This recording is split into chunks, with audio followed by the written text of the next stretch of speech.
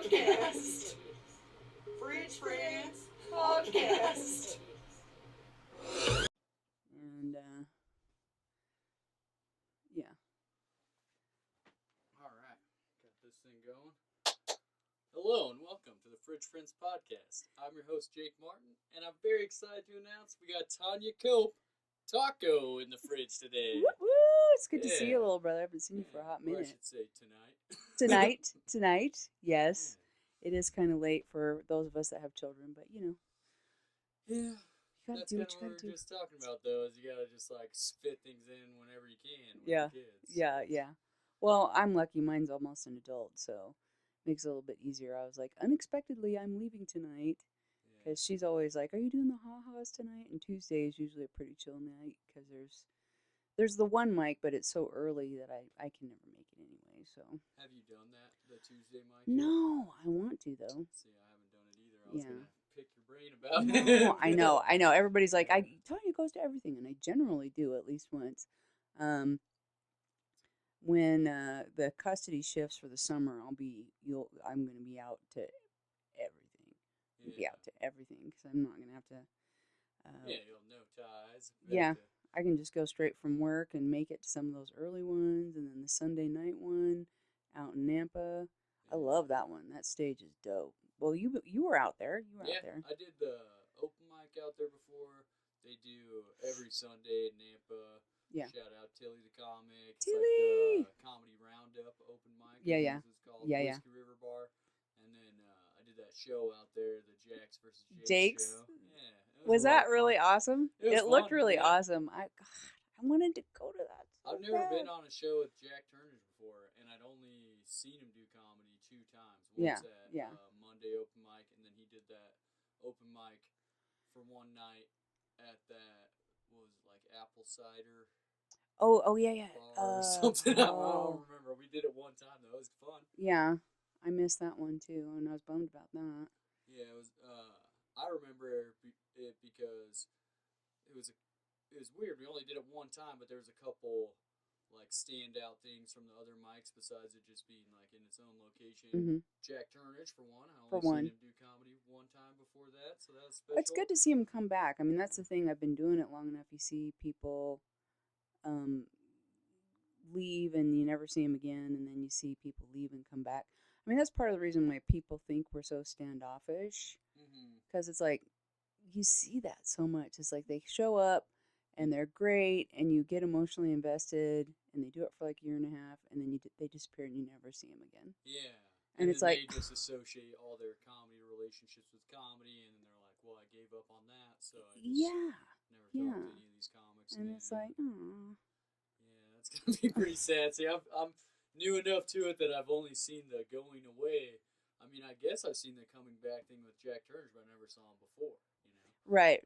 And then I've seen some other comics that same thing where other comedians tell me, like, oh, yeah, they used to be doing stuff. And I'm like, oh, okay. Yeah. That go and come, and I don't know. It's a really emotionally draining thing to do, as you're finding out. Yes, yes, it is a difficult thing. And it's hard on, even just like as a single person with no kids, it would be hard to balance like work, regular life, and doing comedy. Trying to stay out late at night and wait for all these spots to get a few minutes of stage time, and then you add in not being single and then having a couple kids and a fake arm trying to fall on you. Well, yeah, I think that whole thing was off camera, so it's just for us. It's just for us. That was a beautiful moment, by the way. Yeah, I mean, that's the thing too. Like, relationships are just like, people.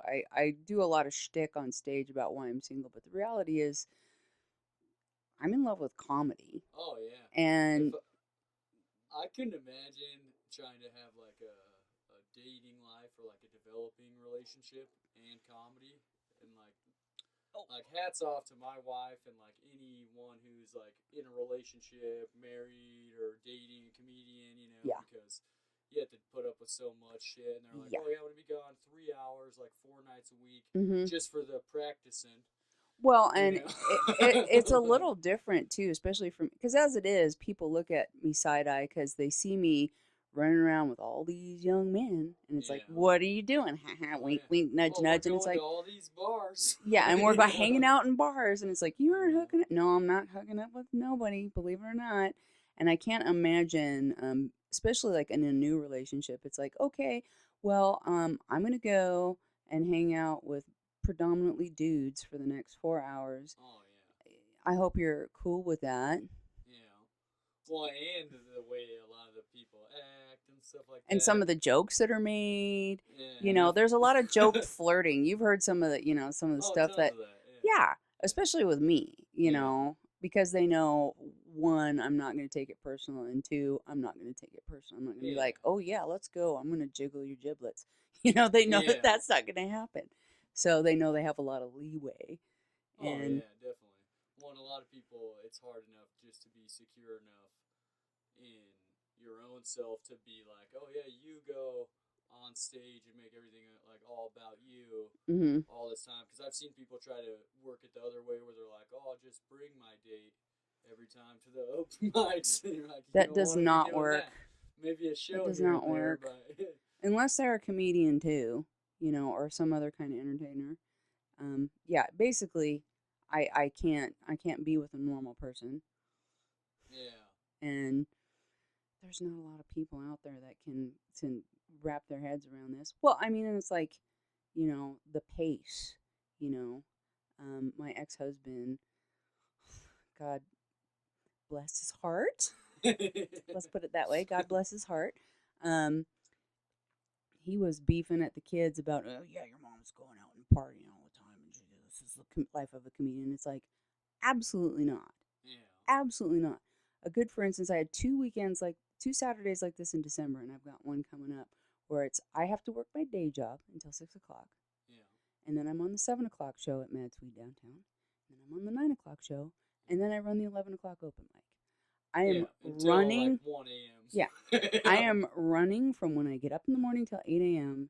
until 1 a.m. Yeah. And no, I don't have room in that schedule to party and. Well, because you're only getting a few hours of sleep, so yeah. So I mean, I don't know. Back when I was partying, I was not getting very much sleep, and I see some other comics doing that too, and I'm like, I feel bad for them because I know that day job. When they get up to go to that day job, they're suffering. But I mean, most comics pick a job that they're like, this will give me a paycheck that I need, but I don't really care about like putting my heart into it because my mind's on this other thing all the time, Yeah. Yeah. So even if you're not like drinking or anything like that, your job still suffers from you being a comedian because there's no way you care about your job the same way. Well, yeah, there's been nights that, I mean, God forbid I put a lot of alcohol in it, but like, I'm an old fart, There's been nights where it's like I was out late and I had 2 drinks. Yeah. And then I had to go staying up till 2 a.m. and then working at 6 or 7 a.m. You're just like, I am dying. I want to kill myself, Yeah. And it's like, I can't imagine getting drunk. But then again, half of these kids are half my age, so they have a little bit more stamina than I do. But, whoo. But I think a lot of people don't see that part of it too. Add this full-time job to your full-time job, and that's like now you're talking about like promoting and all this other stuff. Yeah. And the social media crap and learning. I'm trying to learn video editing so I can work on forces of nature. And I'm about to have a goddamn nervous breakdown. Yeah. It's like, I need to just make a little bit more money and hire somebody to teach me. Yeah. Or hire somebody to do it. I don't know. But it's like. Working on making or editing down content to make videos out of it? Or? Well, editing down or editing up, I guess, is one way. Because, like, one of the times I went to Ketchikan, Danny had these video glasses. Yeah. And but they got hot on his temple. So he's got these, like, 2 minute, 3 minute, 2 minute, 3 minute. And then if I put them all together, then it makes a cohesive story. Oh, because the way the glasses work, it only does 2 minutes at a time. Well, it would start getting hot. Okay. And so he'd turn it off. So that's all you're getting, yeah. And then he'd turn it back on, and it's like, oh, we're dropped back in, or if it was like a that's boring. That's cool, though. I like the idea of that, because it's like literally like an eye view perspective. There's a lunch that we did that when I get it all put together is going to be fucking hilarious. There's a lot of cool stuff you could do with that. Like, Yeah. Like I do the clip-on camera thing Yeah. with the mic there, so then I could just talk to you like that. Yeah. Well, we both had glasses cameras. We could just be. People would really get our. Yeah. After an hour, though. I think there's ones that are better than others. I mean, I know that there's ones that are, because these look like sunglasses. Yeah. And I think if you were trying to not go incognito, I've seen ones that have like a little camera mounted on an eyeglasses frame, but there's like no glass in the thing, and it's like off. That would be. Yeah. But it's really obviously a camera. This is like a hidden camera sort of thing, like you're trying to be sneaky. I've seen those ones. They look like Ray-Bans. Yeah. That's what these are like. I thought another cool thing to do with those is people are all into the like behind the scenes comedy stuff. Yeah. It's like doing clips of when you do a set. Like here's 2 minutes of the set, but this side of it. We had talked about that before. We had talked about that before because that is a weird thing to do. Doing comedy is just the weirdest fucking thing. Well, you could capture some cool stuff, like how people do like crowd work clips is like a huge thing right now on all the social media. Yeah. But you could get the other end of that where you do the same 30-second minute clip. You could even do frame within frame reaction. Yeah, or do both. That'd be super cool. Yeah. I can think of some moments that I wish would have gotten captured that were just really, really fun. Added to the moment. Oh my Lord. Just I've done so much now that it's like there's been so many weird little moments. You know my bits, and I do this bit where I'm like tend to go out in the state into the audience, go off the stage into the audience, and kind of get all with some young guy. And we had a whole row of guys that were obviously muscleheads, and I was doing that in the chair next to him, and he just slowly started pushing the chair away. And it was so perfect. It was so perfect. Oh, yeah. It was like, and then those moments, like the timing of it. And he did it with perfect timing. That I was just really ramping up, and he just started slowly pushing the chair. And he was muscular enough; he could do it with one arm, which just added to it.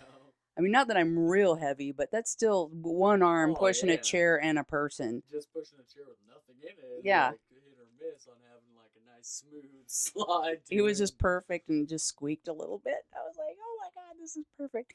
And afterwards, he's like, I'm sorry, I hope it. And I was like, no. If I could hire you to do that every time I did that bit, it would be perfect. The fun thing about stuff like that, like you were saying, I know your thing where you go out in the audience a lot. Is when you have a bit like that that's worked into your act, the different reactions that you get, and then looking at those over time of like, oh, this happened, like you think you know how something's gonna play out, and it's never a set in stone thing. No, the one that was the most surprising to me was the guy that got offended. I mean, he was angry after the show. He was like, "Thanks for singling me out and picking on you," and I was like. Did you not pay attention to the material? I'm the joke. Yeah. In that bit. I'm the joke. I'm the old lady that's trying to be sexy to a younger man. Yeah. I'm the joke. You're not. All offended, like. You're not the joke. I am. Because I don't generally pick on audience members unless they really dig for it. Yeah, I started. I mean, I do some little crowd work things, but I've started doing this. I mean, you heard me do it before, where I ask people as part of a longer bit, "What's your favorite type of porn?" Oh God! And usually people don't answer it. That's the point of it. Is that I'm like, it's okay. You don't have to answer. I got this covered. I already thought of material for this. It's kind of why I'm up here, or whatever. But sometimes it goes off sideways. Yeah. And my last 2 shows, that Jax versus Jake show, and then one that I did at New Colony, I got the 2 wildest answers that I've ever had to that. At the Jax versus Jake show, this guy was like, I'm into like hentai anime stuff. Oh dear God! Only if it's got a lot of tentacles. And oh dear God! What the fuck?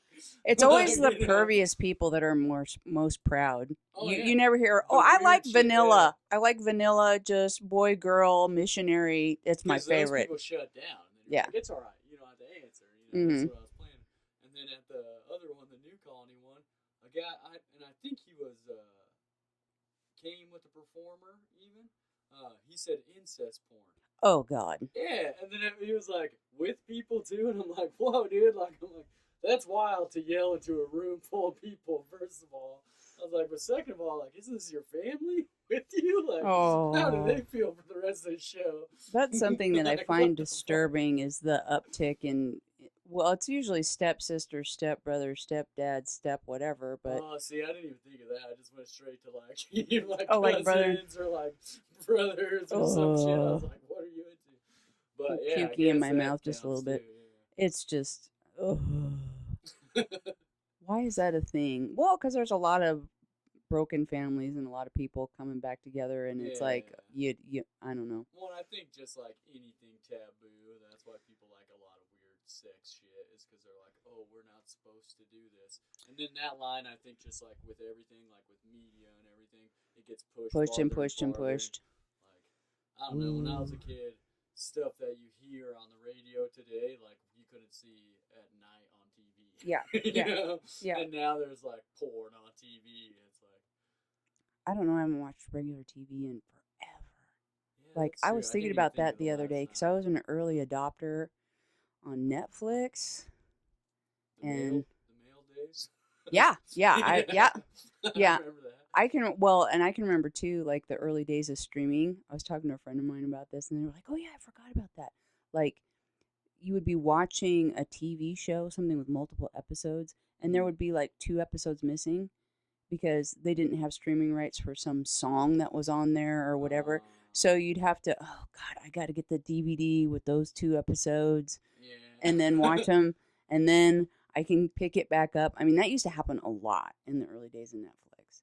It'd be like, that storyline jumped a lot. What in the hell? And then you'd look at the episode count. But I never noticed just like individual episodes. Like the first 2 years, yeah, you would see that. You'd be watching a series and there'd be like 2 episodes just, and it's like, what the hell? And somebody told, well, back in the day, that's what somebody said. They couldn't get the streaming rights for something on the show. That makes sense because there's even still some shows that like one season's on this streaming service and then another one's on that one. Like, what the fuck? I think it depends on who the producers are. All I know is that when they first started Netflix, I was like, this is great. This is the future, because I always used to bitch about cable. It's like, I don't want to pay $300 a month for cable. 95% of those channels I'm never going to watch. Yeah. But now everybody has their own streaming service that you pay $5.95 for. Fees for each thing. And the next thing you know, it's like, I'm paying $500 a month to watch. Yeah. The most annoying one to me is Amazon. Because you already pay, so you're like, sweet, this is the coolest one. Like, I'm already paying because Prime, whatever. Like, I'm already paying for it, so it'll come in that type of package thing. Then they don't have like great shows. They're never like updating like new good stuff, and they have some stuff that you pay for. Yeah, you can buy a digital. Well, and the thing that annoys me is that this is where I get old curmudgeon. It's like, it's still $19.95. Like, I've got the CD. Like I can take it. A digital copy. I can take it if I have the CD. I can take it over to my friend's house and be like. And then Amazon and some of these other streaming services are so locked down. It's like, is this you? We're not going to play this if this isn't you. If you sign in from another IP address, and it's like, God damn cocksuckers. Yeah, well, like trying to like use your account like traveling, they're like, well, you can only do this so many times, or else we think you're sharing it with all your friends. And you're like, no, I am sharing with my friends, but they live in the same spot, so they use that constant IP the whole time, and you don't care. It's only when I'm like on vacation that you're like, oh, you're gonna have to kick someone off your thing. Yeah. Well, it's okay. It's okay. Well, I just worry about that. I think about that like when I start during. Are we recording? That looks frozen. We're recording. Oh, okay. And the audio's recording, and it looks like your camera's recording it, and then mine stopped. Oh, okay. I just noticed that. Power.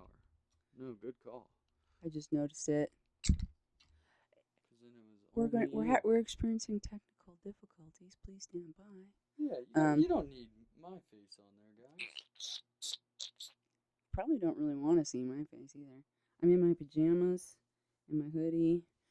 Because, yeah, this was kind of like Jake was like, I need to do a podcast. And I was like, I have nothing better to do except for sleep. Sleep is overrated. Yeah, who needs sleep? Who needs sleep? Plus, you're not used to sleeping doing stand-up all the time. Oh, my God. Sleep has gotten to be so precious to me. It's ridiculous. All right, we're back in. I think so. Here, you go ahead and sit down. I'll make sure we can see your lovely little face. Now I have to do editing. Nah, probably not. I'll just leave it. This thing is like, okay, I think I'm making it worse. It's floppy, yeah. But it's zoomed out more than you think. Okay. So, now I just need it a little bit. Oh, there we go. Beep. There we go. Woo, Hey, we're party's back. on. Party's on. Awesome. But yeah, speaking of do that again. We'll see. Speaking of traveling, I'm getting ready to go up to Anchorage end of June, beginning of July, and seeing you know who, and going out to Hope and Danny Monsoon, the other half of Forces of Nature, and it's like, dude, he loves to tell. He's like, sent me a text message. He's like, well, a tourist already died out on the mud flats in Hope, so you know. And go wandering. Yeah, and it's like, yeah, but there's usually at least 1 or 2 bear maulings out there. And it's like, I already bought my plane tickets. You want me to go or not? If you're trying to scare me, this is not working out, motherfucker. You know? I'm just trying to excite you. So maybe you'll see some action. I'm not going to get stuck in the mud flats. I'm not going to get attacked by a bear. I'm definitely going to get attacked. I'm more worried about the mosquitoes, because I've heard about the mosquitoes in Alaska in the summertime. And I am mosquito food big time. Well, you went last year. Ketchikan, though, it's an island surrounded by brackish water, so it's not as much mosquitoes. And there's a fair amount of wind. So mosquitoes were not an issue at all.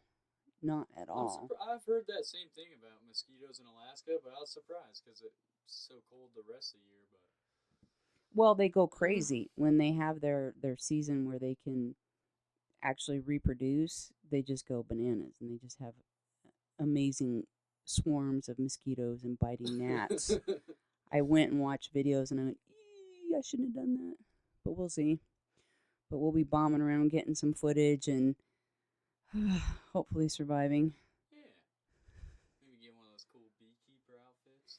I was looking at some of those. I was looking at some of those mosquito-proof things. Yeah. And Danny was like, different stuff like that, like netting hats and stuff. Danny has one of those. Yeah. People might say they look weird or whatever, but if you ever been it where you're like, gnats or mosquitoes or something won't stop biting you, like, and there's nothing you can do to get away from it. I remember one time I was camping this place called Fern Ridge, Oregon. It's like outside of Eugene, Oregon, and it's like all marshy, swampy. Yeah. As soon as the sun went down there, it was just me and my mom, and there was so many mosquitoes, like swarms, that the off mosquito repellent wasn't doing shit. No.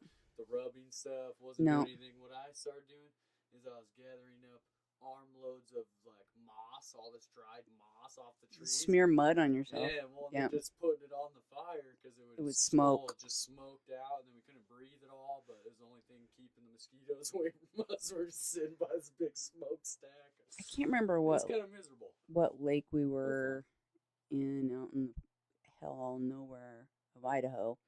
But yeah, the mosquitoes were so bad. I was like, "Fuck this!" And I went down by the lake and just started smearing mud all over me. And get through the mud. Yeah, and it was like I didn't look pretty, but I didn't care. I wasn't getting bit anymore. I wasn't getting bit anymore. So who effing cares? I was perfectly content to look like a little piglet, been rolling in the mud. Many of them, like if you never experienced it, you don't understand. It's just like where just all you hear is that. Yeah, they're getting in your ears. Yeah. God. A bug in your ears. It's the worst. It's the worst. Shivers when you're just thinking about it. No. You hear about that in big cities. People going to sleep and waking up with an earache and finding out they got a cockroach in their ear. Fuck. Or like an insect laying eggs in your ear. That's like a reoccurring nightmare of mine. Oh, God. Oh, my God. But, yeah. You've had some fun shows. Like, what? Okay, there was what was the one before Jax versus Jake's? Jake versus Jake. Or Jake's versus, or... That was the prequel to that. Oh, yeah. That one was set up by Jared Munson at Watson's, and then so we did a different one out in Nampa, but like a similar like comedy fight thing.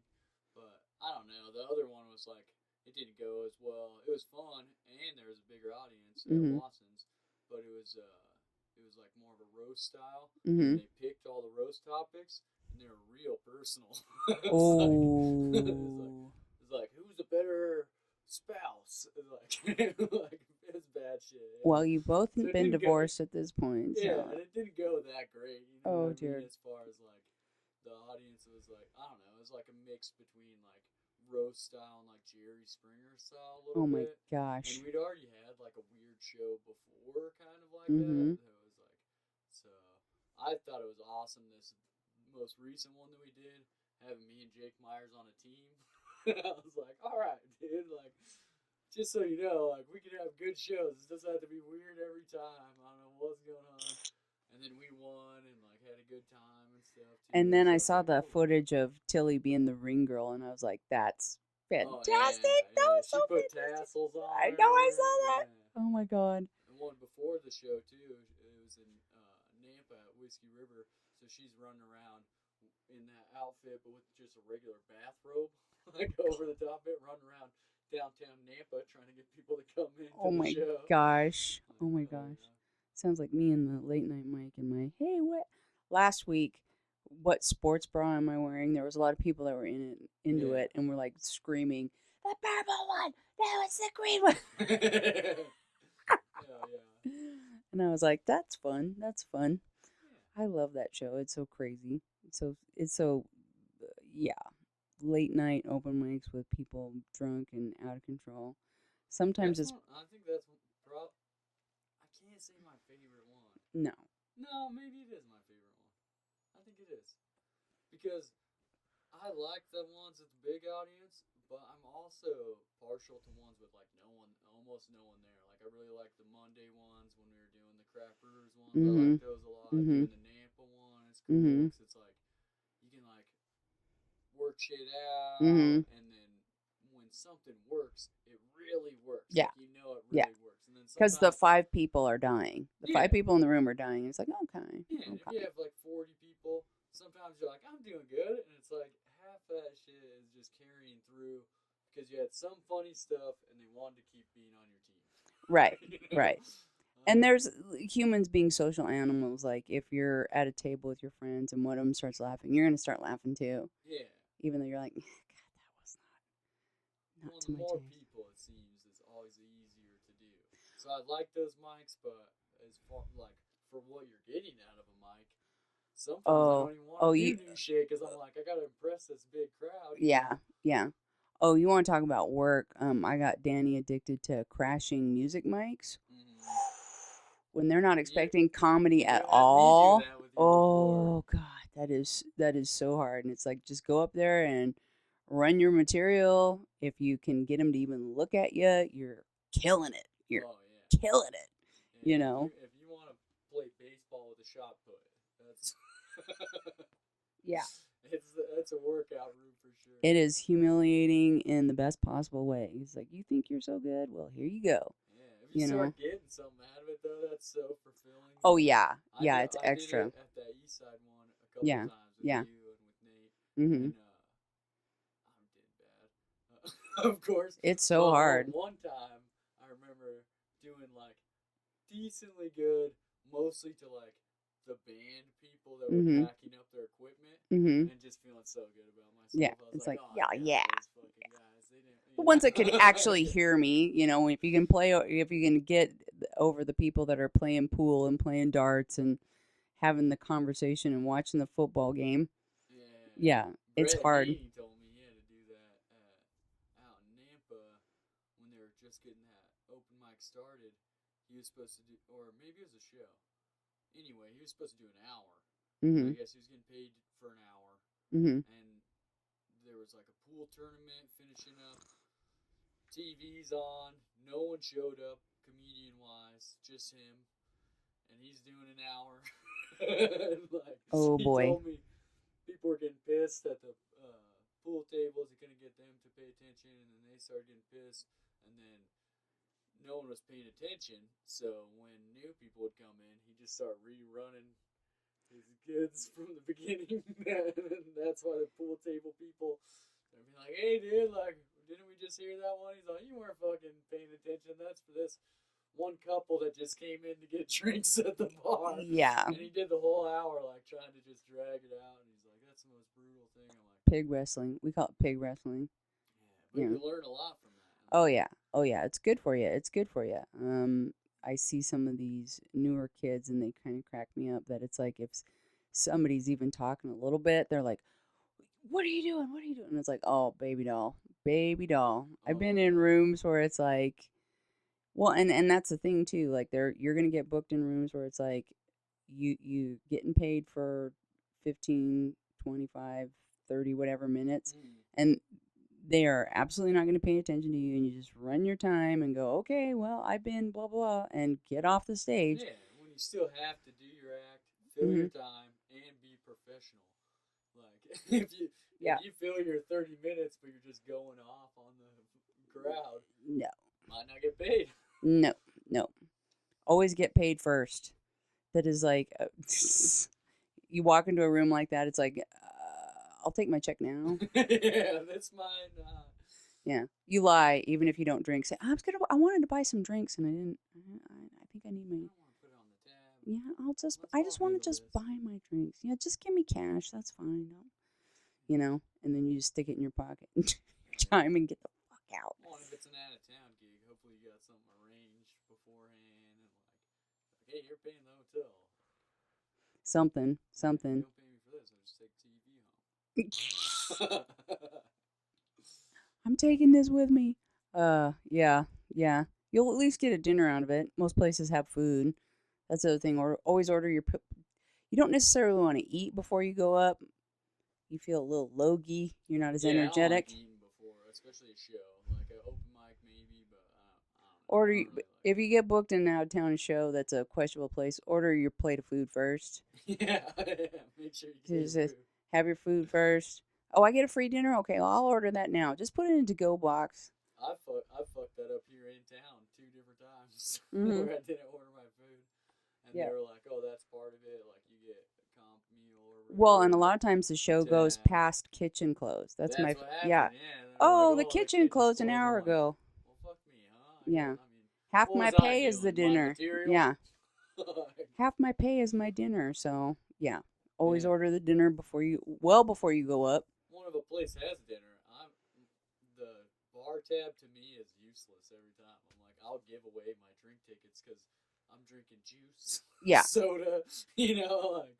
Yeah. And to me, like, I know it's $8, $10 for a drink. Like, I'm giving that to somebody who's paying $10 for a drink. See, I think. But if they have food, then I'm like, oh, I'll get my pay. Get my food. I do think that, like, because I don't I drink, but I typically, you've been around me enough to know, like, if I'm out performing, I'll have a drink, maybe 2. Yeah. Maybe 2. Tops. And it's like, can I, like, get my drink ticket? Like, I'm going to get Diet Coke, so maybe get 2, because I know your marked up Diet Cokes are $2.50 a piece, but your cocktails are $8. You're still, and I'm not going to be going up there all shitty ass drunk and ruin the show. Oh yeah, I gave a comic before drink tickets, and then they just buy me a couple sodas. I'm like, all right. That's a fair trade. Got to be careful when you're on a show with somebody that's a bit of a drinker, though. I've made that mistake before. Oh, yeah, I got 6 free drinks. And then it's like, oh no. Oh yeah. They're kind of a little sloppy to make this show. I fucked up. Yeah. Some sloppy moments in stand-up for sure. Yeah. I've had some sloppy moments. That night you handed me before the open mic and you were like, it's just one. And and I knew better too. Little guy, and you're like, oh, I know those little guys. I know those little guys. And I was like, it's just one. I'll be fine. And then about 25 minutes in, I was just white knuckling. I was like, I am barely here enough to do it. Same deal. I brought 3 of those little guys, and I ate one and was like, bring the other 2, see how this goes, you know what I mean? And then I realized as soon as I got down there, I was like, just the one. So you're going, that's the target. And so I shared, but then I was like, hey, just so you know, like I only took one. It might as well have been half-8. So, yeah, I know. So you guys know. I know how those are. And I was like, I'm a veteran. Yeah. No, you're still just fucked up. It's fun, though. Yeah. But trying to run that mic and trying to herd all those cats, and it just was like, this is too much. I'd rather the be mushrooms and like going up and getting that little pop, or yeah. like it's crazy for a little bit, and maybe the anticipation leading up to it's crazy, but then you get the chill time. Yeah, that's different than I'm hosting for the next 2 hours. Every 5 minutes, I gotta go up and say something and pretend like I'm happy to be here when I feel like I'm sweating bullets. I felt like I was sweating. And I kept checking my forehead. And it's like, no, you're not sweating. You're not sweating. I feel like I'm sweating. I feel really. I just recently saw a clip of a comic like breaking down on mushrooms on stage, and he kept going, "Is it raining outside? Does that just mean it's raining outside?" And finally, at the end, he goes, "It is raining, right?" And someone goes, "Yeah, it's raining." Oh my god. Yeah. On mushrooms, but they're a big deal. Yeah. It's raining. It is. Yes. Yeah, it's raining. Is my heart beating? Can you hear that? What's going on? Do you hear that? Yeah. I've always had fun with it, but I've also never I've done them a lot, so I know myself well enough. I've never gone into it like full frying, like, oh yeah, I'm gonna have to fill some stage time when I can't walk. Oh, I've had a few near misses, like with the drinking, because that's another reason why I'm blessed and cursed. I definitely have the alcoholic gene insofar as I get drunk immediately. I am drunk immediately. Well, that is a blessing and a curse. But I don't. It saves you money, but also, I don't enjoy the sensation of being drunk. That's probably the reason why I've never fallen into full blown alcoholism. Yeah. Because once in a while, I like to get kind of sloppy and gross and have a good time and giggle it up. But for the most part, especially being out in public, I have no interest in being drunk in public. I know I get so much louder. Yeah. I'm so obnoxious, it's annoying me, but I can't stop. And I'm just sitting there, and in my back of my head, I'm like, would you fucking shut up, you mouthy bitch? What is wrong with you? And it's like, I've got diarrhea of the mouth. I can't shut up. I have no volume control. Everyone does that when they're drinking, though. I mean, if you just put like a mic in at the beginning of the late night open mic and at the end of just the it just gets louder and louder and louder. Like me talking to a guy next to me, he'll be 100 times louder at the end of the show just because of the drinks. Oh, yeah. Oh, you missed. Oh, God. And I wish I would have recorded it because it was kind of beautiful. Chris Foster, a little sweet hippy dippy dude. We had this fucking cow come in. Like, there was like 3 comics left. She missed the whole thing about it's an open. Saturday? No, this was Saturday before last. Yeah, Saturday before last. And she was just one of those. She looked like a Karen. Like, she might as well have been wearing a name tag that says, "Hi, my name is Karen." And can I speak to the manager? May I please speak to the manager? And she sits down, and like the first comic that goes up, they're up there like 30 seconds. She's like, "You're not funny. Tell a joke." And you can tell the guy that she's with is just like, and he's like, "Oh." And I was like, "Oh God!" And Chris Foster got up, and she started with her, "You're not funny," and he just came apart and called her a cunt, and I was just like, "Fuck," because that's the part that gets hard. Like when you're a host, I think your battery died. Yeah, low battery, but oh well. Oh, both of them. Both of them. This is the easier fix. Okay. But any hoodles, I'll keep talking. So she just like heckled her way through the last 3 comedians. And when you're a host, and you're not the show, you're facilitating the show. And I'd done a little bit like, you got to do a little bit of the hush hush, whatever. But you don't want to make an enemy of the audience as the host. Yeah. You don't want to. you know, going back up. you're going back up and back up, and you're the face of the show. So I try not to do that, but we got to the end of it, and I did the, thanks for coming out. Thank you, Mad Swede. Thank you, Blue City Comedy. You obviously missed the whole part about this being an open mic and to be civilized. And I hope you got your fucking money's worth at a free goddamn comedy show. My name is Tanya Cope. My friends have short, and I was like, ugh. And then afterwards, I was asked Jake Myers. I was like, was that too much? And he's like, oh, she's never been here before, and I guarantee you she'll never be back. Because I was saying that, hopefully. Yeah, because she was like, I don't know, maybe a year or two older than I was, but had that, the world owes me, and she's like, I'm a receptionist. And it's like, oh, I bet you're a joy to work with too. Oh, yeah. I know I I know exactly what type of receptionist you are. But when I called her out, I mean, and the whole time the guy that she's with is just like looking at the table. You can tell he's like, oh my God. It's like, have you ever been anywhere, bitch? Yeah. And when I called her out, I saw her like all of a sudden realize that she'd embarrassed herself. And they like skittered up and paid the tab and went out the back door.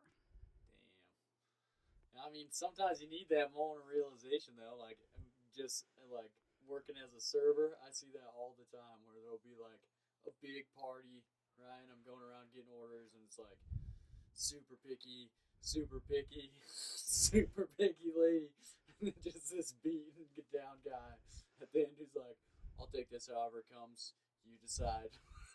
Yeah. Next person. Like, tries to make it the easiest shit you've ever heard, just because he feels so bad for like all the shit before that. Oh God. He's like, everywhere I go, this is my life. So. Unless it's something that I absolutely cannot stomach, I don't ask for replacements. I don't ask for substitutions. If it's certain kinds of restaurants, it's like I'll get it and I just won't eat it. Yeah. I just won't eat it. There's certain stuff like I don't like. You know what I mean?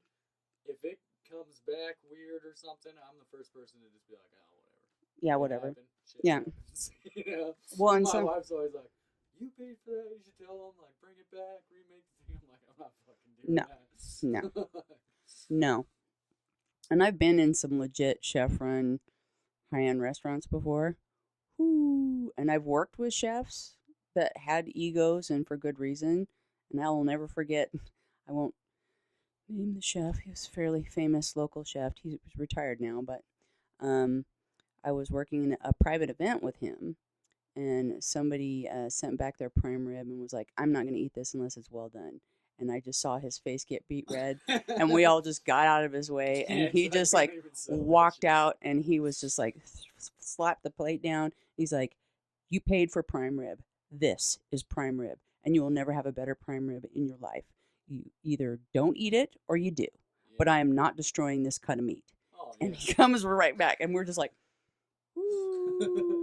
I worked at a steakhouse that's like famous for their prime rib, the Stagecoach Inn. Yeah. And they only cook it like they cook several prime ribs depending on how busy they are for the night. And if you like it more well done, you ask for an end cut. Yeah, well, that's what you do. They only cook it to like very rare. Mm-hmm. Oh, I'm familiar. Cook it to order in boiling au jus, but only up to medium. You can't even. It's boiling au jus. It's not even gonna like sear the inside of the meat. So if you're trying to get it well done, they're not even gonna try it. It'll just be chewy rubber if you left it in there that long. If you're someone that likes a little bit more well done, you ask for the end cut. Or order something that's supposed to be like that. Order a hamburger. Order a hamburger.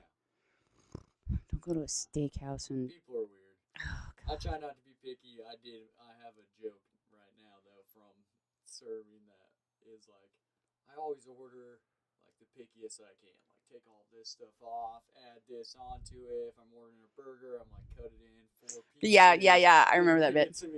Because I love the taste of spit. Because it's basically just like if you're that guy, like fuck you. No one likes you. No one's gonna give you what you want. No. Specifically, spend twice as much time on your food for the same price. You're getting a little spit with that. Well, and I hate the people that are assholes about food just to be assholes about food. I mean, I can think of I mean, we've been friends for forever. And I can't remember what life event it was, but something happened. And he was like, "Oh, I know you like this steakhouse. I'm going to take you to this steakhouse. We're going to go out for dinner." And I was like, "You're a vegetarian." I was like, "Why don't you pick anywhere else? Because I'll eat, if it's good food, I'll eat anything." Yeah. And of course, we get to the steakhouse, and he's just like, "There's just not really any options for a vegetarian." I'm like, "We're at a steakhouse." Oh man. I told you we could go anywhere else. And he's huffing and puffing, and the server comes up, and he's like, What are your vegetarian options?" And the server looked at him like he was brain damaged and was like, "You're at a steakhouse." Yeah. Now, this was like 2 decades ago, so it was like, "Let's just go somewhere else." And he was like, "No," he just ordered like a side of fries and a side salad. Well, even now, I think a steakhouse is the wrong place to go if you're a No, vegetarian. no. Like we have like a Impossible Burger and a veggie burger Yeah. options like on the menu or whatever, and people will get mad because anytime you switch the main whatever the main protein is for another one, it's $3. Mm-hmm. So people will order something else and be like, "Can I get a veggie or Impossible or whatever?" And then you're like, "Yeah, sure." But it's $3 more, and they're like, "Whoa, why is it that much more? If I just ordered the veggie burger, it's like $6, $7." I'm like, "Then just order that. Yeah. It comes with that on it." Yeah. Like, I'm not making you No. like do it this other way.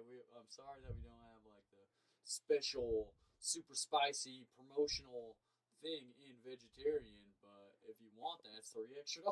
We have to do Sounds special good. things to make it taste like that. Yeah. It's not just. Yeah.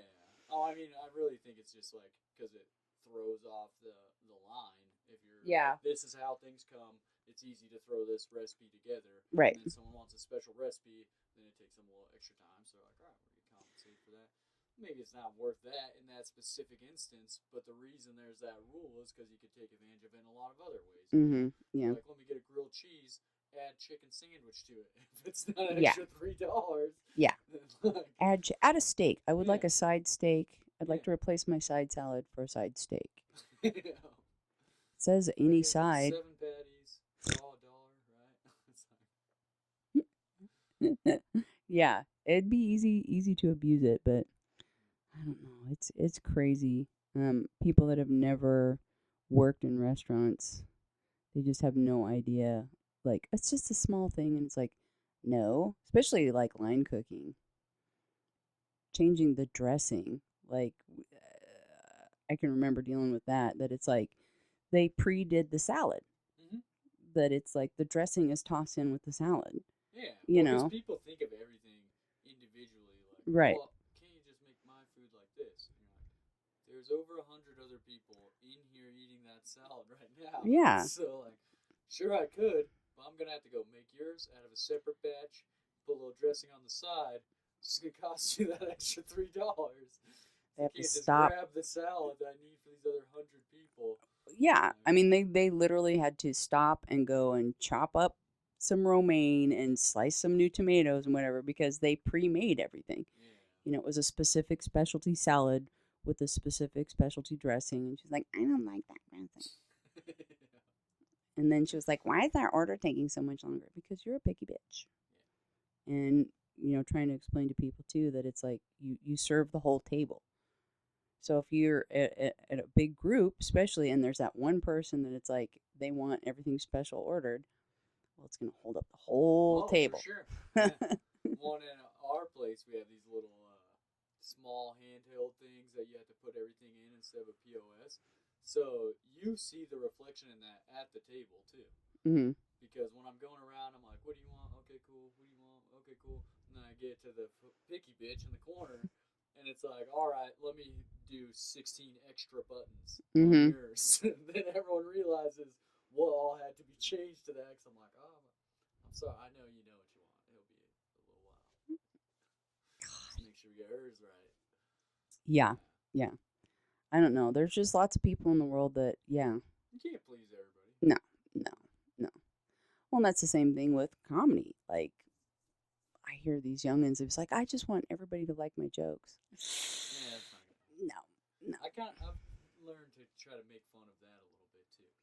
Where like when you know you're on like an edgy joke or something that some people aren't gonna like or whatever, make fun of that a little bit. Go into it with a like, I'm sure you guys are gonna love this. Or like, if you don't like that, wait for this next. Wait for the next thing.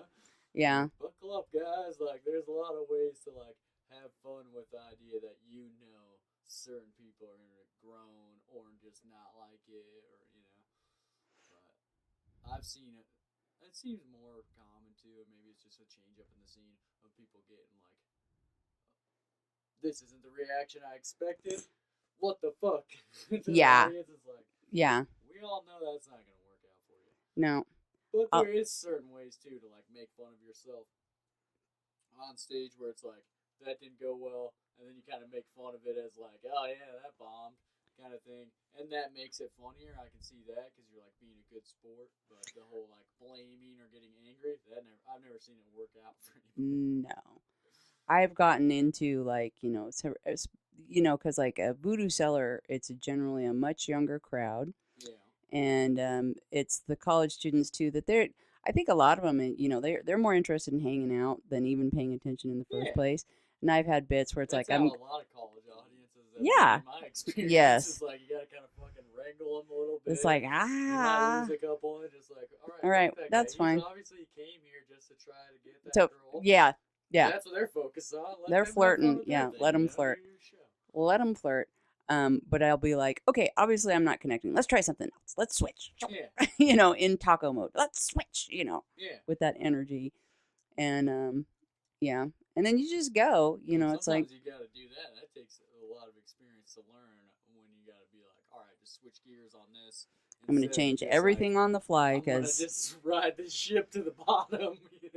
Well, sometimes, especially if it's only 5 minutes, it's like I knew what I was going to work on, and if it's not working, oh well, my bad. Yeah. Because 5 minutes, like what are you gonna do? That's not a lot of time to connect with people. You either get them right out of the gate, or you, especially a crowd like that, or you're not going to. Yeah. Especially college students, like yeah, I see that a lot down there. It's like, oh, they're really more interested in the ambiance and the potential hookup. Yeah. It's like this. A cool thing that I like about like that, and then I haven't tried the Tuesday one, but all the Nampa one and all these different mics that are popping up that are all like way different vibes. Yeah. Is that you can get a really good style from doing your set in all these different environments. But also another funny thing that I've noticed about it is the comics that mainly do certain ones. You could tell. Yeah, you put them in a different downtown Mad Sweet. Yeah, you guys have been working out the Voodoo Cellar. You guys have been doing the little bars. Welcome to Nampa. Yeah, I've seen that. Especially if they go to Nampa, like it's not that far from Boise, but it is a different goddamn planet. Oh yeah. But I've had that experience too. Like if you're whatever, it's the crowd that you're not catching.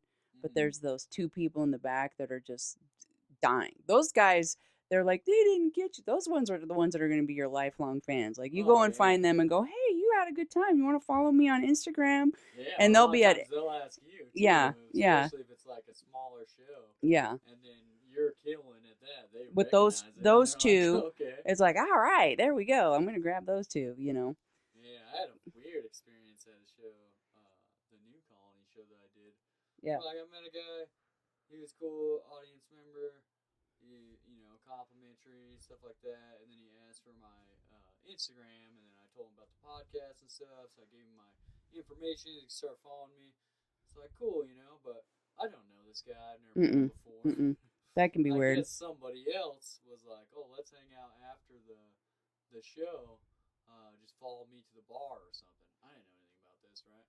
I leave, and I don't know, 5 miles away from the venue, I'm like, I'm 100% sure that's the same car behind me from when I left where I was at. And I live out here. Yeah. You know what I mean? Way out in the burbs. While of the route I'm taking, I'm like, all right, I'm pretty sure that's the same car. Let me go this way and see if I'm being followed. Sure enough, pretty sure I was being followed. So then I was like, all right, now I'm going to do this last maneuver that you'd only follow me if you're following me, kind of thing. Where instead of going my regular way down to my neighborhood street, I went another way that like you had to turn, and then turn back around so you could see the entrance where you first come in. Mm-hmm. So I could see whoever was following me. And I come back around, and it's that guy from the show, and I'm like, what the fuck is this? Like, I thought maybe it was a cop. That's what I'm stressing about, because it's been like 10 miles of following me at this point, so I'm like, what the fuck? We'll find out if it's a cop or whatever. Turn around, it's that guy. So I pull over, like, get out of my car. I'm like, the fuck? And he's like, he sees me, and he's like, he pulls over, gets out, and he's like, is that other guy with you? And I was like, no, dude, why are you following me? And he's like, oh, I thought it was this other guy. I followed the wrong car from the bar. I'm like, God. You're an idiot.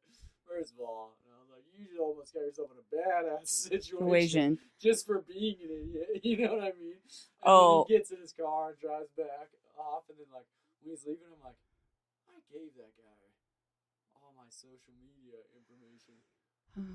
Is this guy a weirdo or is he just an idiot? I think he was just maybe had a little too much to drink. Now that's been a few days. I'm like, yeah, like I was just an idiot, or he's high or drunk or whatever. It wasn't paying attention to who got into what car. It was just like, you know, I felt bad for him at the time, but at the same time, I'm like, what the fuck? You know? Yeah, tried rolling around with a vagina.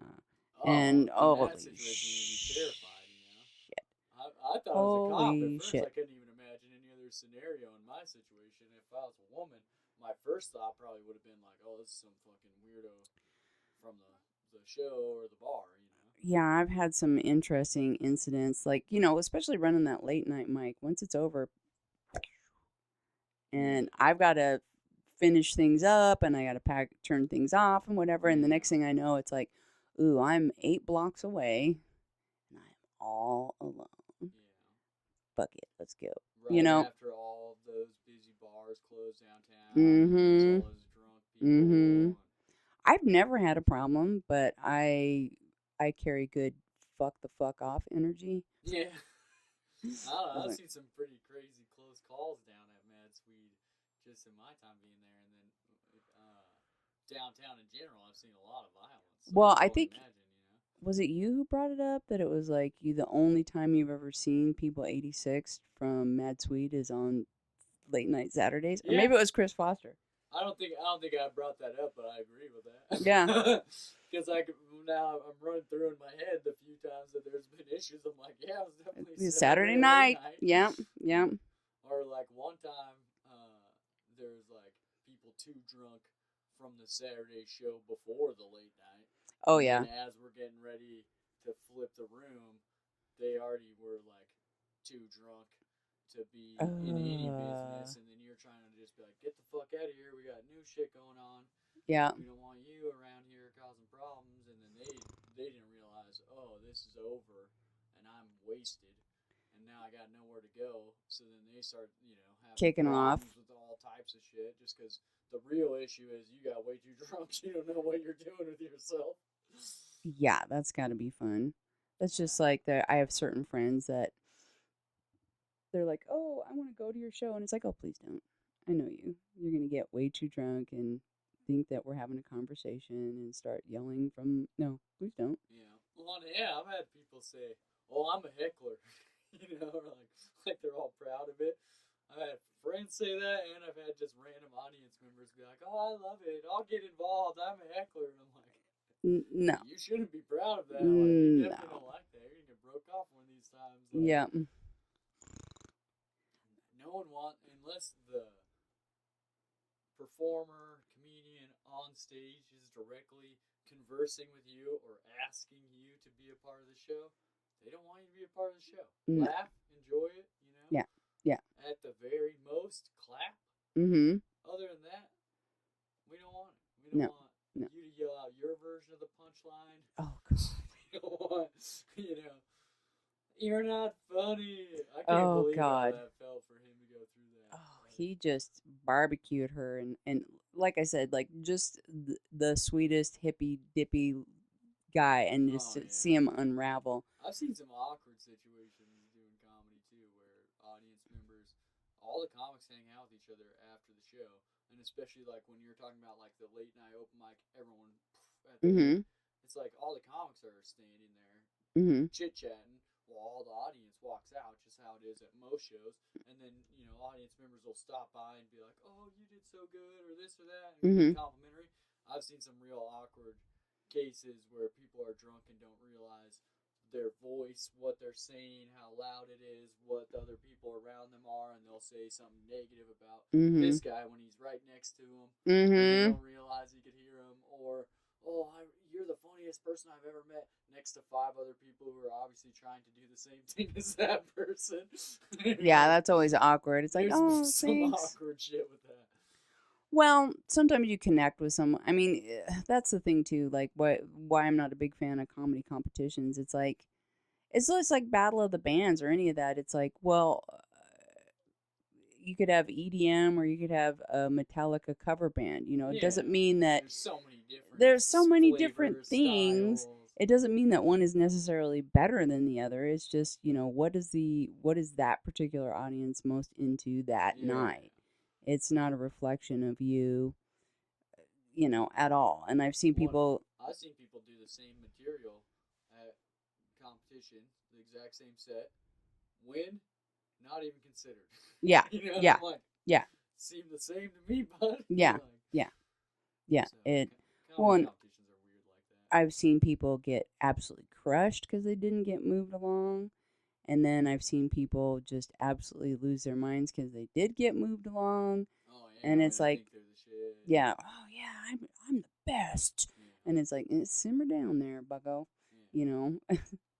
I'm not saying you're not good. It's just you connected with that audience. Yeah. It's hit and miss, That time you connected with that audience. Yeah. And it's good because it's a competition, so it mattered right then, But yeah. It is, I don't know if you hang your hat on the competition thing. No. I've had people come up to me and say, like, oh, you should have won that. Yeah. That's a cool compliment, but, like, what am I supposed to do with that? Yeah.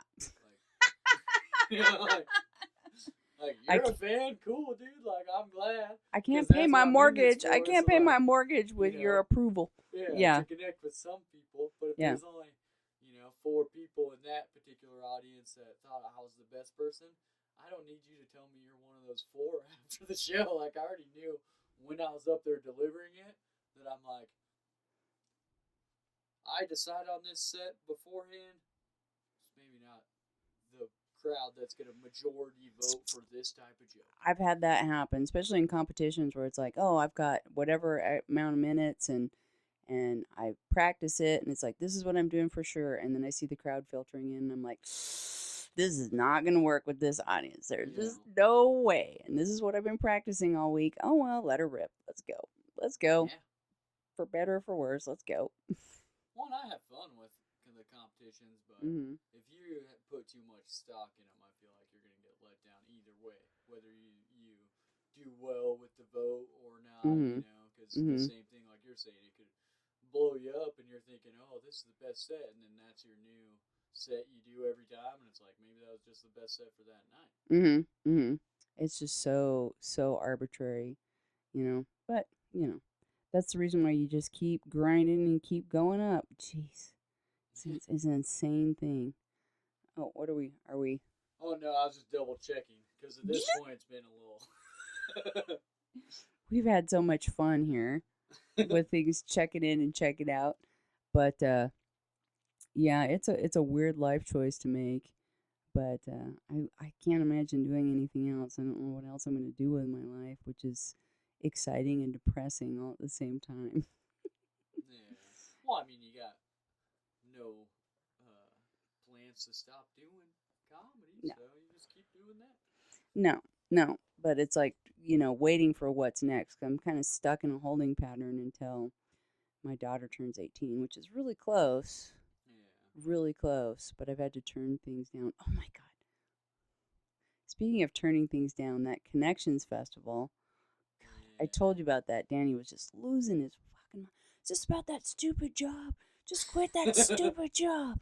This is a great opportunity. And I was like, I don't disagree with you, but you do understand that, like, it's more than just the work. It's that I have to support this other person, and I have other things, other irons in the fire. Well, and that's what we were talking about at the beginning of this. Is like, you got to juggle so many balls, right? Like trying to keep a roof over your head, keep your kids fed, and watched and cared for, Mm-hmm. and work, and do comedy. And all of that. So it's like, I pointed out, and I was like, do you realize that other than incidents where I would be double booked, this is the first time I've said no to something in 2.5 years. Yeah.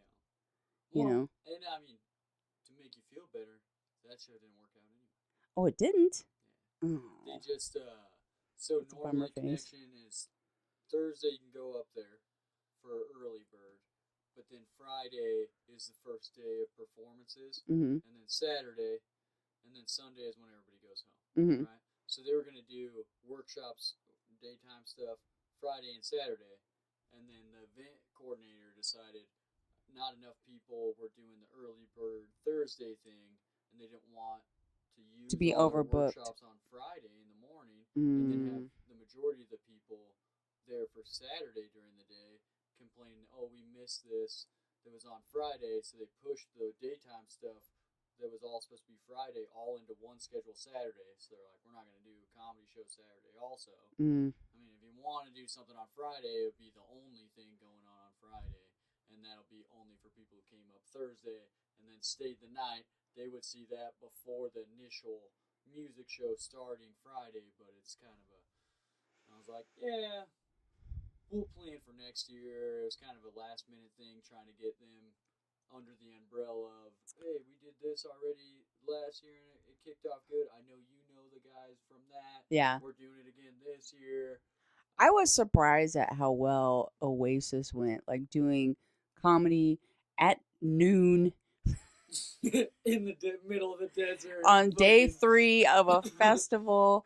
But apparently, all music is all the other performances. Yeah, we're opening the day, and I was like, and I was amazed at how many people came and stood in the dirt and laughed, and then I'm amazed at how many people I've run into since that it was like, yeah, we were hungover and laying in our tent, but we were laughing our asses off at the same time. We couldn't get our butts out of the sleeping bags, but we remember you guys. You were really great. How many people are listening to Yeah, that are just yeah. like all around. Yeah. It's like, oh, you were the crazy lady. You kicked your shoes off and what? Yeah. You were great. It was great. Are you guys going back? And it's like, hell yeah, we're going back. Yeah. We're going back. But I was like, oh, this is a disaster, But the show must go on. Yeah. And it did in the moment seem like a disaster, but I was like, yeah, we're having fun. It's weird to do comedy outside, period. Oh, I bet. And then in broad daylight is so weird. I was doing that for a while at that mic that Nate had going at Edge Brewing. Yeah. It was outside with the sun still shining. That is so weird. That is so hard. Oh yeah, in the back, the parking lot to pull into the business is right there. And you'd have to pause a joke as people are getting, they pull up and they're getting out of the car and, what are you gonna eat? I'm gonna, and you're just like, you just pause turn for a around, second. say what's up over the fence. Yeah, how you doing? Hey, have a good time. Come around and listen to the comedy. Yeah. I mean, it's cool to branch it out though and have more environments to do it. And like we were talking about with different mics earlier, is that it gives you a comfortability where like when everything is perfect for a show, it's so easy for you because you're used to doing. You need to do. You need to do everything that you can think of, even if it's terrible. Even if you know it's going to be terrible, you just gotta try it out, see how it goes. Yeah, I do see, like you were saying, people becoming victims of one mic or one location, or and then I'm ready to go somewhere else, and it's like, yeah, good luck with that. At least spread it out around town. Yeah. Yeah. See all the different styles and flavors we have here in Boise and Nampa and the surrounding areas before you're like, oh yeah, this will work in every city, every state. Well, even the difference between Mad Swede downtown and Mad Swede on Cole. Yeah. On certain nights is stark. Because the environment completely is different. The environment is different, and the audience can be remarkably different. Yeah. Well, and your pace has to be completely different for that. Mm-hmm. The intimacy between the audience is completely different. It's like a smaller stage, no lights, you're right eye level with Yeah. everybody. Yep, you're right there. Yeah, you need to try everything out. And boy, some of the things I've done, I'm just like, ugh. I think honestly, that's the hardest I've ever bombed is that Mad Swede Cole Road. Oh yeah, I think we've all died on that stage at least once, where you just can't get any traction. Oh yeah. At all. This was like when they had first just restarted it back up from the pandemic, and they hadn't been doing that one for a while, and there was still like where we were all sitting as comics. That was like the dark plane area during the mic. That shit was brutal. That can be really rough. Yeah, you have like one person, and then the comedians paying attention to the show, and then like 10 loud, rowdy people having a dart contest behind you while you're performing. You're like, okay, fuck me. Yeah, you're not gonna win that fight. You're not gonna. That's one of those. Just go up and do your material and be like, well, I hope you had a good time. I did.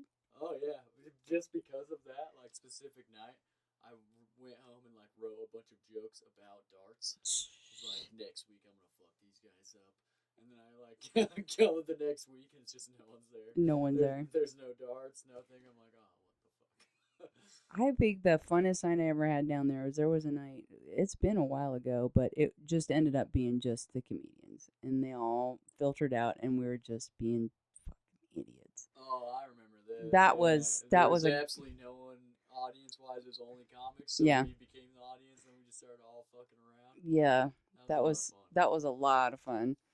I wish somebody would have thought to record that, because that was pretty brilliant. That was pretty fun. And so many people were just trying like wild stories, or, like new stuff they've never tried, or maybe won't do again. It was great fun. It's great fun. Yeah, it's an interesting world that we've chosen to live in. I mean, that's why I have to remind myself every time I start getting annoyed and whatever, it's like, this is a choice. This is a choice. You can quit. And it's no, I can't. You made the initial choice, and then now it's like you're kind of tied into it. I mean, it's kind of in my blood, yeah. That's what I don't get about the leaving and coming back thing. Like, I get like life gets busy and all that stuff, but I can't imagine quitting comedy.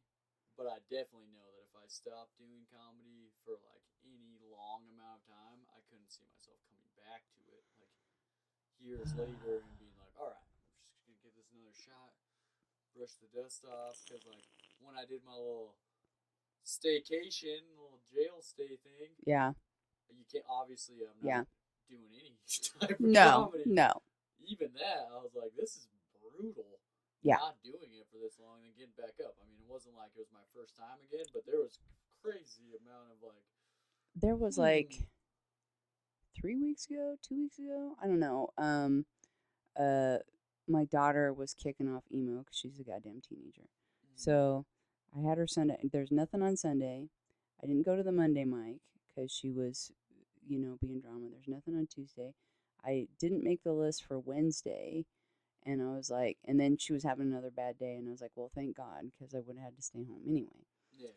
And so there was 4 days that I didn't go up, and I was sitting there. I was like, how long has it been since I've gone 4 days without doing anything comedy related? Wow, it's been a long time. Yeah. And it felt weird, like, because like people are like, oh, I bet you don't get nervous anymore. It's like, I always get nervous. What are you talking about? I still get nervous. I get nervous all the time. Yeah. And people are like, oh, you don't seem that way. And it's like, I've gotten better at containing it. Yeah. Because if you go up there and you seem nervous, that audience will turn on you. Oh, they'll tear you apart. It's just like, like they can sense what's going on. Yeah, you gotta. You're having a good time. That's a plus on your side, even if your jokes aren't landing. They know you're at least. Well, I should say, you're not being tortured. Yeah, I'm nervous until my foot hits the stage, and then I'm like, all right, this is where I belong.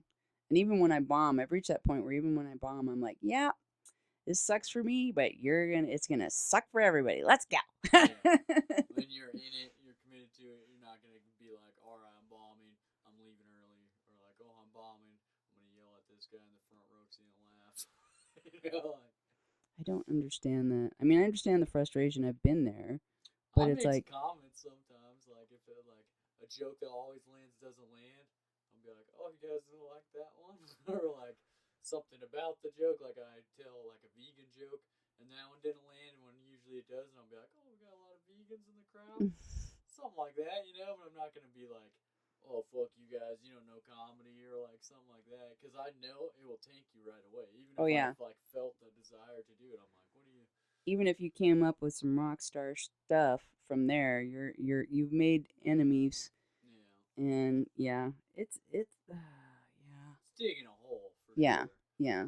I don't know, sometimes I like digging a hole material-wise, where I'm like, let me pick something that I know they're not going to be on board with, or like start off my bit with like harder, I've seen crass stuff, and then at the end it's like, all right, this all works out. You guys are all on board now. Yeah. You know, but I don't know.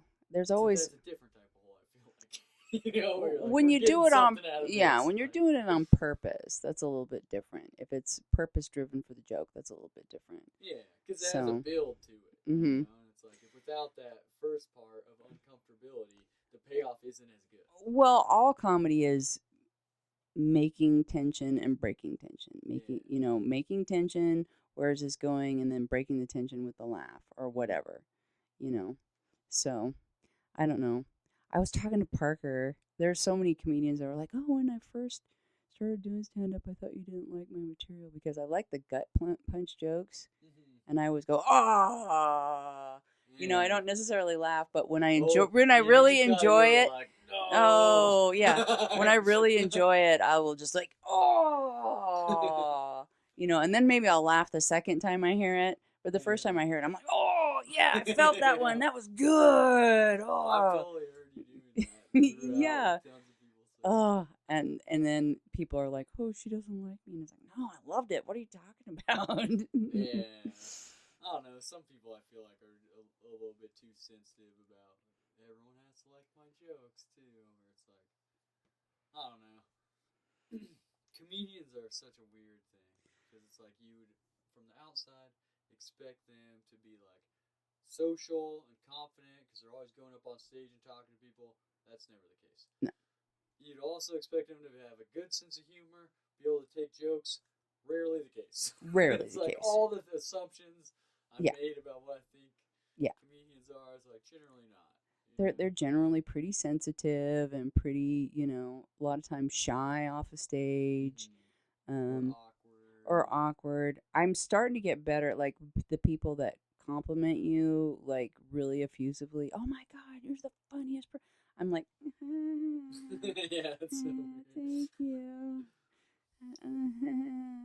I mean, because that's the thing. I mean, when you're on stage, you're the center of attention, and you expect to be in the center of attention.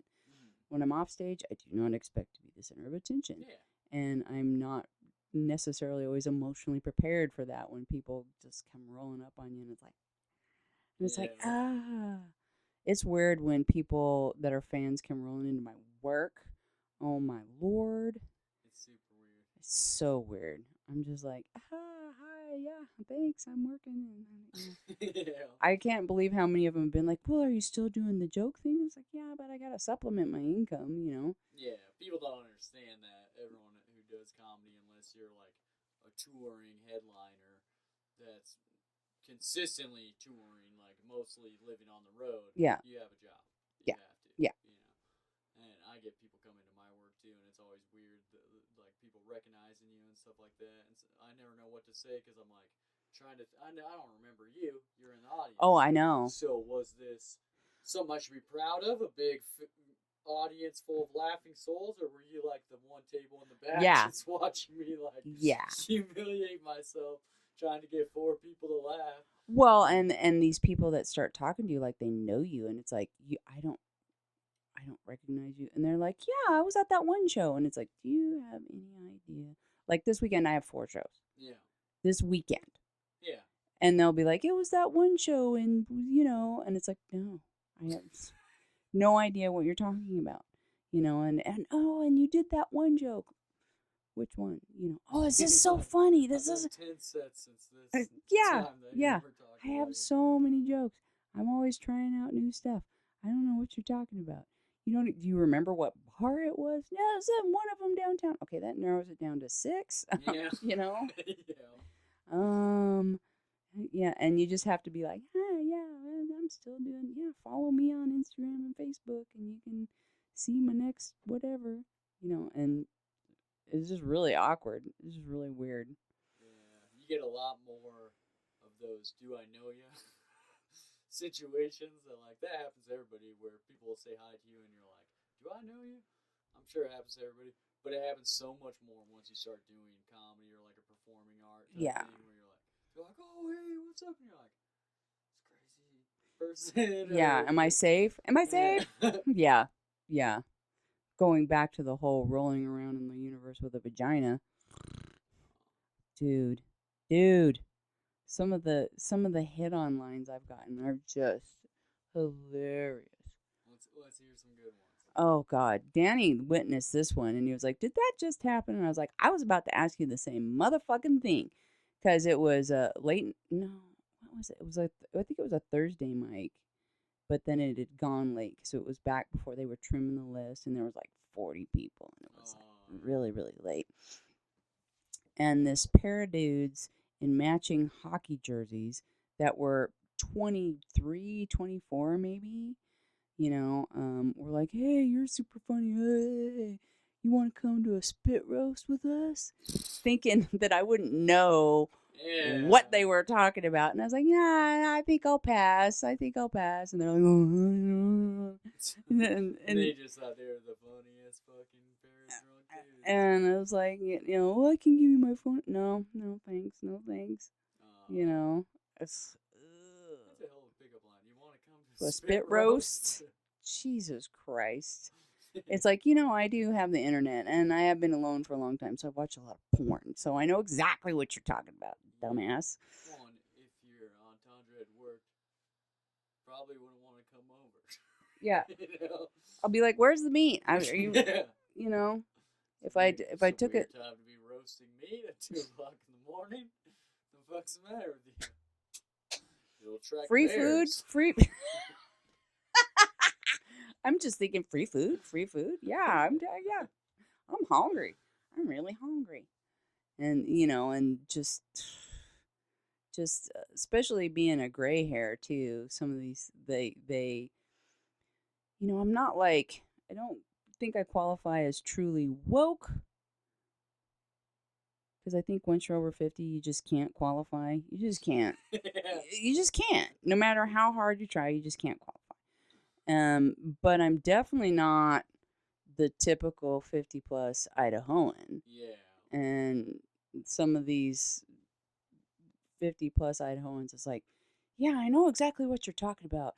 And they start spouting off about, and it's like, "Whoa, I said nothing. I don't know where you got." I said nothing like that, because I don't talk about politics.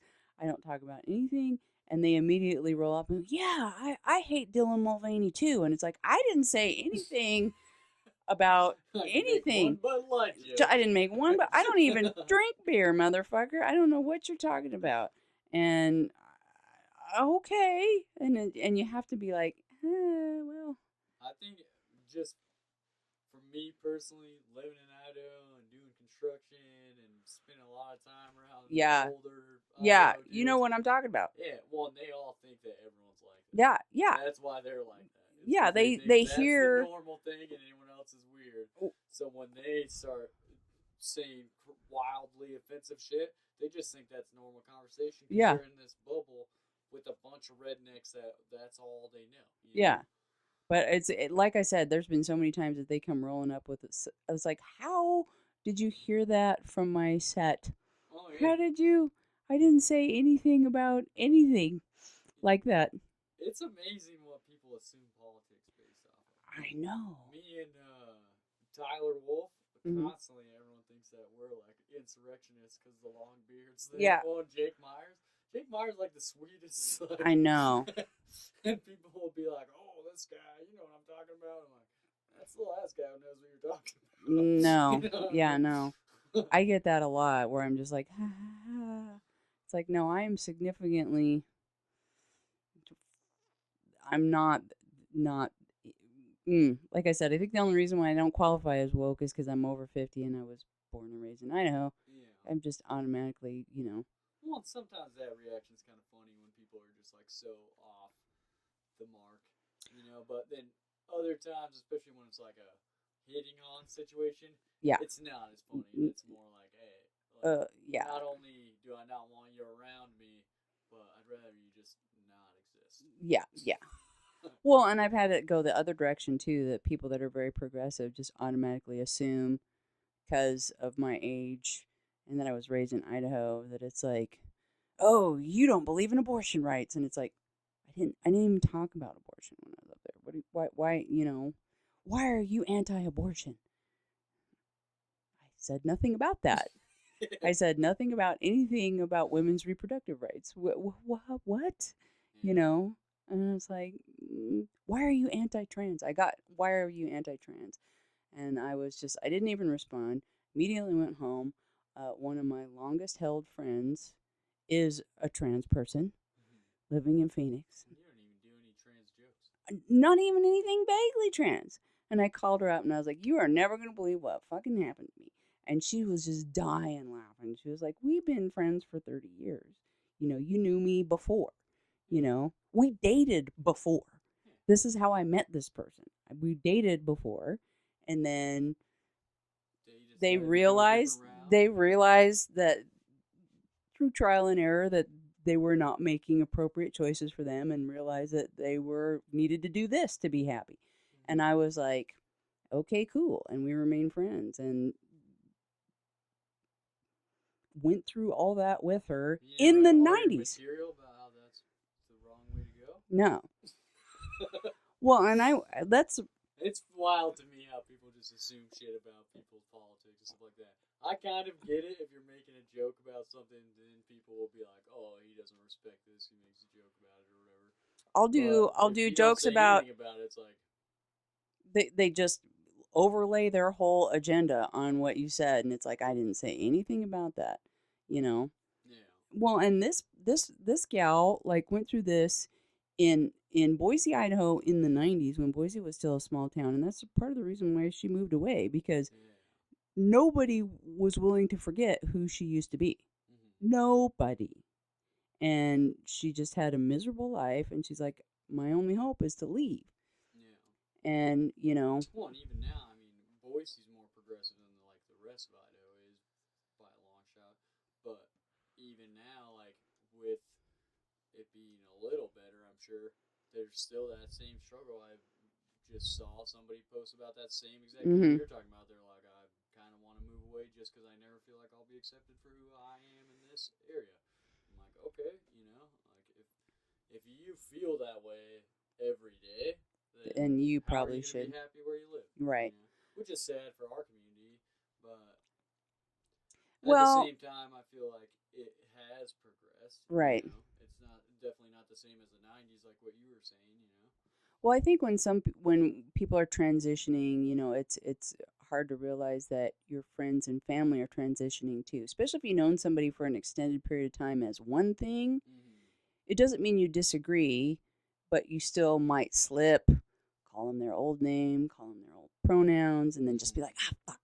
I mean, I've done that. Fuck, I'm sorry. And they think you're trying to be insulting. And it's just habit. Yeah. It's just habit. Like if you changed your name tomorrow, I would probably still call you Jake, especially being old and I've got a track in my mind. Well, I know that is true from a completely non-trans experience where I lived under a fake name. You know the story. Yeah. Some of my listeners are familiar, but I lived under a fake name for quite a while. I have some people who consider me that name still, and they see you and go, they know my real name, and then I'll be like, hey, that's not my name. They're like, that's what I know you as. Yeah. Introduce me as that. We knew each other for years. Yeah. I'm just gonna keep calling you. Yeah. Like, it's just okay. It's a habit. I get it. And I wasn't even trying to act like anything else besides just like not wanted by the law. Not wanted by the law. I identify as free. See, I think about that. I think about that too. There's the whole thing. I mean, this same person, when they changed their name, when she changed her name to the name that she has now, I had gotten used to the name pretty quickly, and I would call her name out, and she wouldn't respond because she wasn't used to the name yet. Yeah. And so then I would bring back the old name and get the response, and I'm like, that's not the name I'm supposed to be calling you. I forgot, during that whole experience, I forgot my real social security number because I've been using a fake social security number for almost 5 years. So Oh, dear God. I'm not keeping 2 of these in the Rolodex, you know what I mean? Yeah. I got 2 birthdays I'm working with here. It's like... Oh, then with kids, too. That's my favorite thing when you're filling out paperwork for your kids. You have three kids. Yeah. I've just got 2, and they're like, and their social security number, and I'm like, oh, God. Yeah, I remember 3 birthdays. I don't remember 5 social security numbers. Yeah, it's like, and you're married. Yeah, I can remember when I was married too. It's like, well, filling out certain paperwork in the emergency room. You're in crisis. It's like they want your social security number. They want your spouse's social security number. They want the kids. It's like, can I just get this later? Can I put this in later? Because right now my kid is sick. We're in an emergency situation. I can barely remember my own name.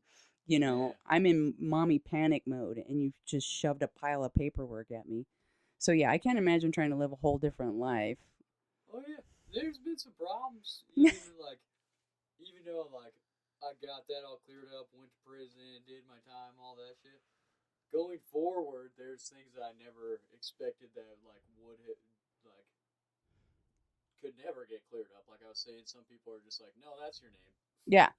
I'm like, yeah. I didn't think of that at the time, but I'm like, maybe eventually I'm going to clear all this up, and then I'll tell these guys, and then they'll just be like, oh, okay, Jake, you know? It's like, no. They knew you 5 years. Whenever I come back and visit, I'm not known by my real name. Then paperwork, like what you're saying, there's paperwork to that. You know, you go almost 5 years of living, there's a lot of things that you put your name on. Oh, God. And you're like, that's just staying like that. Yeah. I'm not going to go, oh, yeah, by the way, I was lying about being that person. Well, here's the proof that I went to prison. I'm no longer being illegal by being that person, but how do I get my name changed? On that, I mean, it's my real name. I'm not trying to change my name. That never really was my name, so you put it wrong on there. It was right at the time because I lied, but, you know, it's just... It was right at the time, but it was wrong. Just be like, yeah, if it comes up, I'll bring it up. Mm-hmm. Yeah, by the way. Yeah. Living a fake name for a while. Yeah. Yeah. It's crazy. It's crazy. But yeah, people making assumptions about you, and man, it's just really weird. Well, and being a female entertainer, there just seems to be an automatic assumption that you're a goer. Yeah. You're a goer. And it's like, no, not me. And there's nothing wrong with that. That's the other thing, too. Like, when I say no, then girls are like, oh, well, I shouldn't. And it's like, no, I don't care what you do. Yeah. I mean, I'm just not, at this juncture in my life, I'm focused on my kids and my comedy. I don't have a lot of time for catching dick. Just don't have time. Don't have. Well, like you said, though. Yeah. Soon your daughter's coming of age.